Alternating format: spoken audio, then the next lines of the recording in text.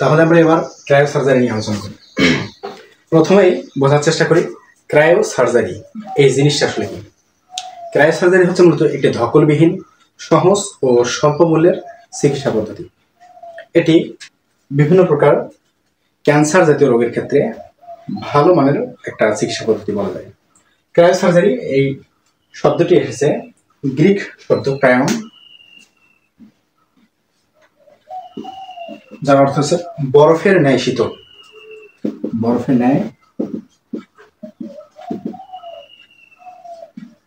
ন্যায় শীতল এবং সার্জারি এই দুটি শব্দের সমন্বয়ে গঠিত। একটা ক্রায়ন শব্দ হচ্ছে বরফের ন্যায় শীতল, আর সার্জারি এই দুটো শব্দের সমন্বয়ে গঠিত হচ্ছে ক্রায়ো সার্জারি। সার্জারি শব্দের অর্থ হচ্ছে মূলত হাতের কাজ বা অস্ত্রোপচার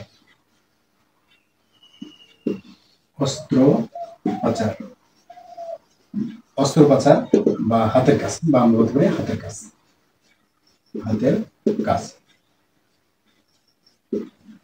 তাহলে ক্রায়ো সার্জারি বলতে বরফের ন্যায় শীতল এবং অস্ত্রোপচার বা হাতের কাজ বলতে কি বোঝাচ্ছে?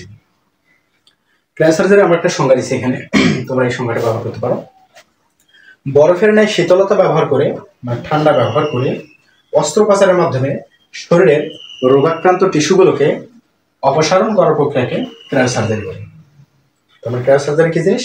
বরফের ন্যায় শীতলতা এক্ষেত্রে ব্যবহার করা হয়। বরফের ন্যায় শীতলতা ব্যবহার করে শরীরের রোগাক্রান্ত টিস্যুগুলোকে অস্ত্রোপচারের মাধ্যমে অপসারণ করার প্রক্রিয়াটাই হচ্ছে মূলত ক্রায়ো সার্জারি। ক্রায়ো সার্জারি একটি বিশেষ চিকিৎসা পদ্ধতি যেখানে আমরা কি করতেছি, শরীরের রোগাক্রান্ত টিস্যুগুলোকে অপসারণ করতেছি। কিরকম? আমরা অনেক সময় দেখি আমাদের দেহের বিভিন্ন প্রকার স্কিন ডিজিজ হয়ে থাকে, স্কিন ক্যান্সার, এছাড়াও বিভিন্ন প্রকার ক্যান্সার জাতীয় যে সমস্যা, এগুলোতে সাধারণত চিকিৎসা পদ্ধতি করতে গেলে অনেক ব্যয়বহুল চিকিৎসা এবং থেরাপি দিতে হয়। বিভিন্ন প্রকার থেরাপি রয়েছে, যেরকম রেডিওথেরাপি, কেমোথেরাপি। এগুলোর ধকল অনেকে সহ্য করতে পারে, অনেকে সহ্য করতে পারে না। এগুলোর কারণে কেমোথেরাপি দিতে গেলে, হাই কেমোথেরাপির ক্ষেত্রে অনেকের ক্ষেত্রে দেখা যায় যে চুল পড়ে যায়, আবার বিভিন্ন প্রকার সাইড ইফেক্ট দেখা যায়। কিন্তু এই ক্রায়ো সার্জারি হচ্ছে একটা স্বল্প মূল্যের, কম ধকল সম্পন্ন একটা চিকিৎসা পদ্ধতি।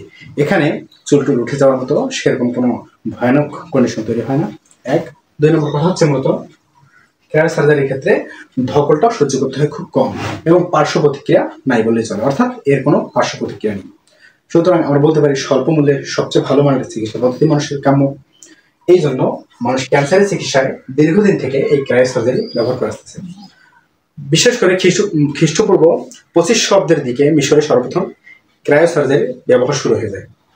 তখন মানুষ এই শীতল তাপমাত্রা ব্যবহার করে বিভিন্ন প্রকার চিকিৎসাপাতি করার চেষ্টা করত।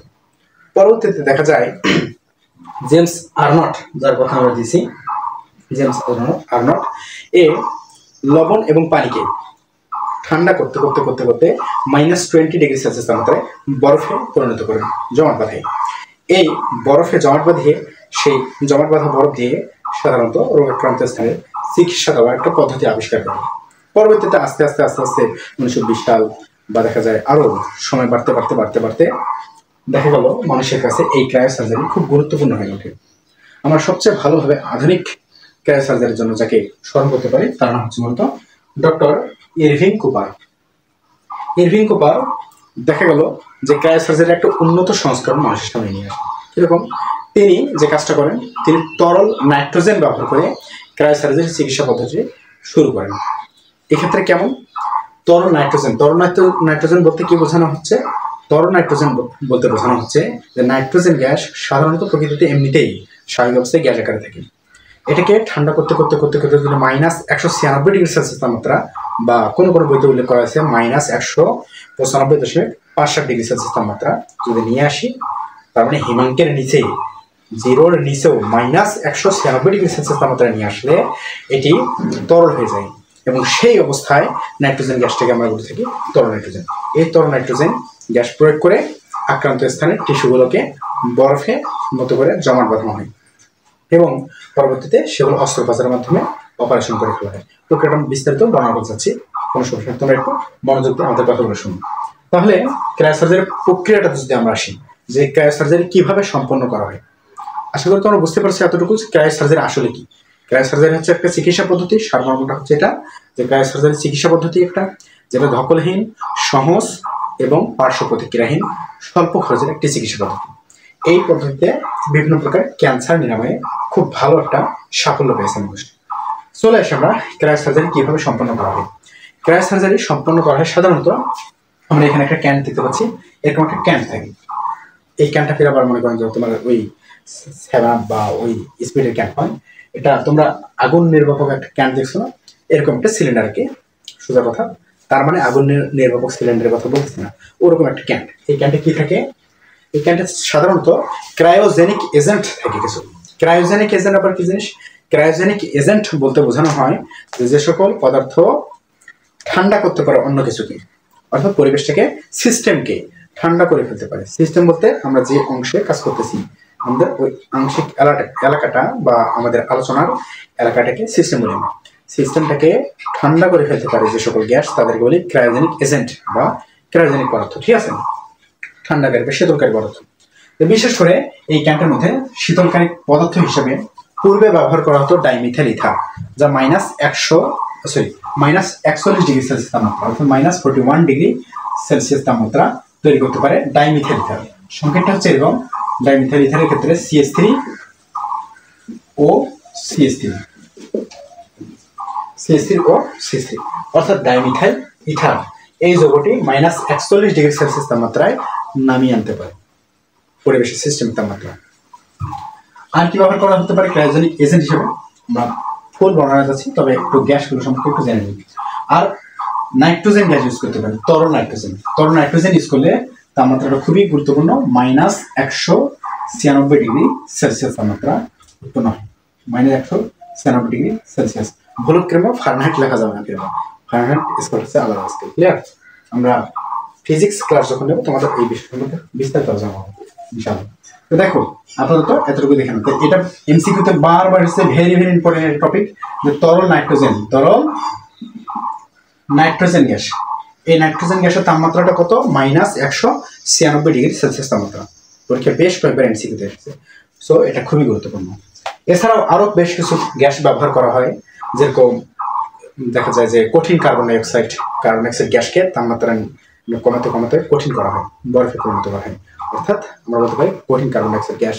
আরো CFC সহ বিভিন্ন প্রকার ক্রায়োজেনিক এজেন্ট ব্যবহার করে থাকি। ততগুলো লাগবে না, আমরা শুধুমাত্র এই কয়েকটা গ্যাস নিয়ে ব্যাখ্যা করতেছি, বিষয়টা খুব বড় করার দরকার নেই। ঠিক আছে, তাহলে তোমরা লিখিত পরীক্ষায় বেশ সুন্দর করে লিখতে পারবে। এছাড়া MCQ গুলো আশা করা যায় কম পেয়ে যাবে ইনশাল্লাহ।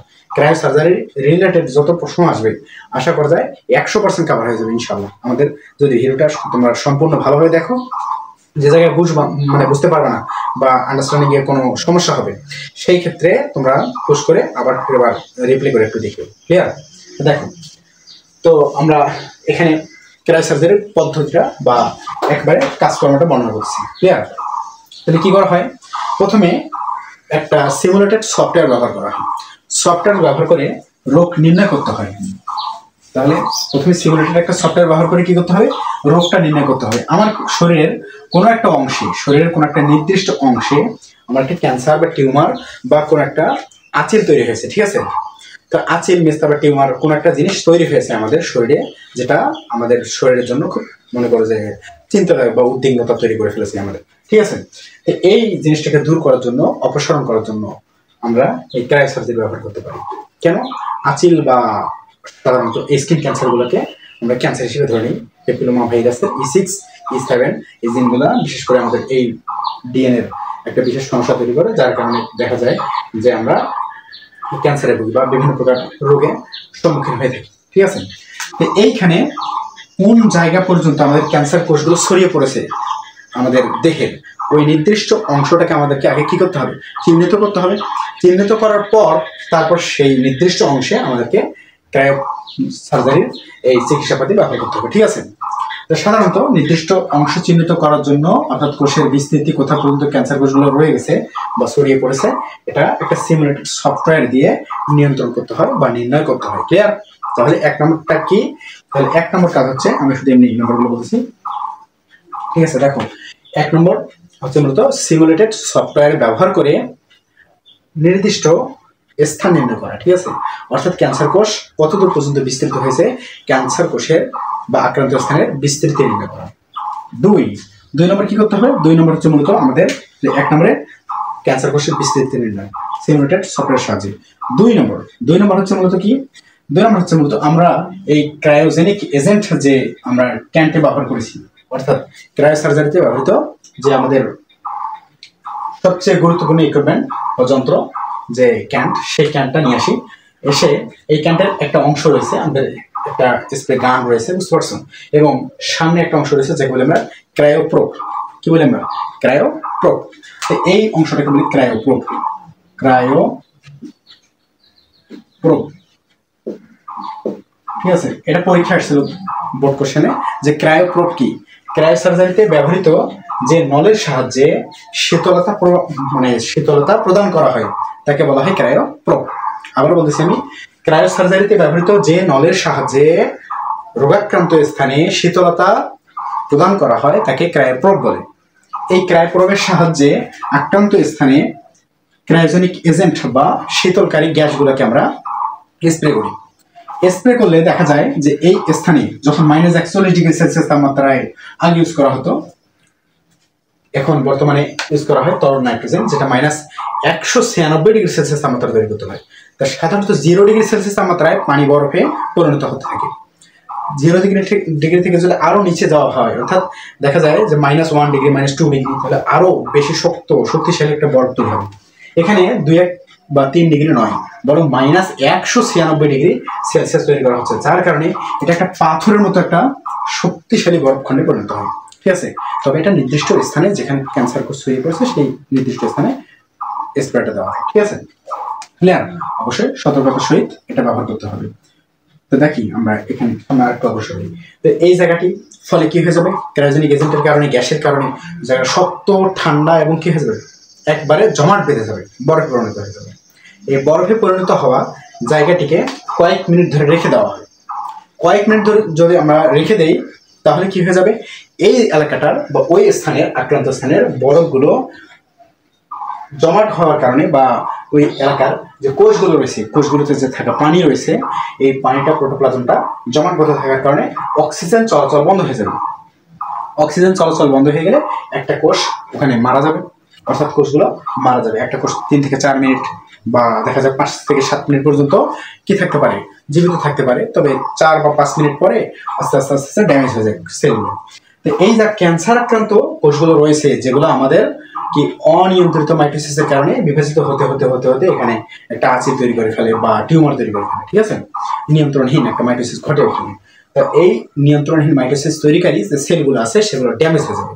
ড্যামেজ হয়ে গেলে ওই কোষগুলো মারা যাচ্ছে। মারা গেলে একটি নির্দিষ্ট সময় পর আবার কি করা হবে? এটাকে অপসারণ করতে হবে। তো এটাকে অপসারণ করার জন্য এখন স্টেপ 2 আমাদের কি করতে হবে? এই শক্ত জিনিসটাকে আমরা যদি কাটতে চাই তাহলে আমাদের কি করতে হবে? এমনিতে কাটা যাবে? কাটা যাবে না। সো আমাদের কি করতে হবে? এটাকে আবার স্বাভাবিক পরিবেশের তাপমাত্রায় নিয়ে আসতে হবে। খুবই গুরুত্বপূর্ণ এই অংশটি, খুবই ভালো করে সবাই মনোযোগ দিয়ে শুনবা, অবশ্যই মনে রাখবা। ঠিক আছে? এটা পরীক্ষা আসার জন্য খুবই গুরুত্বপূর্ণ যে এখানে তাপমাত্রা বাড়িয়ে 20 থেকে 40°C তাপমাত্রা বা পরিবেশের তাপমাত্রায় নিয়ে আসার জন্য, তাপমাত্রাটাকে, হিট টেম্পারেচারটাকে আবার আপার লেভেলে নিয়ে আসার জন্য এখানে হিলিয়াম গ্যাস ইউজ করা হয়। খুব ভালো করে মনে রাখবা। ঠিক আছে? পরীক্ষায় বেশ কয়েকবার আসছিল এটাও। ঠিক আছে? ক্রায়োসার্জারি থেকে প্রায় প্রশ্ন এসে থাকে। খুবই গুরুত্বপূর্ণ একটা টপিক যে তাপমাত্রা বাড়ানোর জন্য বা ক্রায়োসার্জারিতে তাপমাত্রা বৃদ্ধি করার জন্য কোন গ্যাস ব্যবহার করা হয়? উত্তর হচ্ছে হিলিয়াম গ্যাস। ক্লিয়ার? তাহলে যেন মনে থাকে। হ্যাঁ, তাপমাত্রা যখন বৃদ্ধি পাবে সেটা 20 থেকে 20°C থেকে দেখা যায় 40°C তাপমাত্রা পর্যন্ত নিয়ে আসা হয়। সাধারণত 25-30 এরকম তাপমাত্রায় বেশি ব্যবহার করা হয়, যাতে পরিবেশের সাথে একটা সামঞ্জস্যপূর্ণ তাপমাত্রা হয়। হ্যাঁ, ফলে এই জায়গায় যে বরফ জমেছিল কিছুক্ষণ আগে, সেই বরফগুলো গলে যায়, অর্থাৎ কোষের যে প্রোটোপ্লাজমগুলো জমাট বেঁধে গেছিল, পাথরের মতো শক্ত হয়ে গেছিল, যেগুলো নষ্ট হয়ে গেছে কোষগুলো অক্সিজেন সাপ্লাই বন্ধ থাকার কারণে, সেই নষ্ট হওয়া কোষগুলো, বরফগুলো গলে যায়, ফলে জায়গাটা একটু নিস্তেজ হয়ে পড়ে। ঠিক আছে? তারপরে কি করা হয়? তারপরে এটা অস্ত্রোপচারের মাধ্যমে এই রোগাক্রান্ত টিস্যুগুলোকে কেটে অপসারণ করে ফেলা হয়।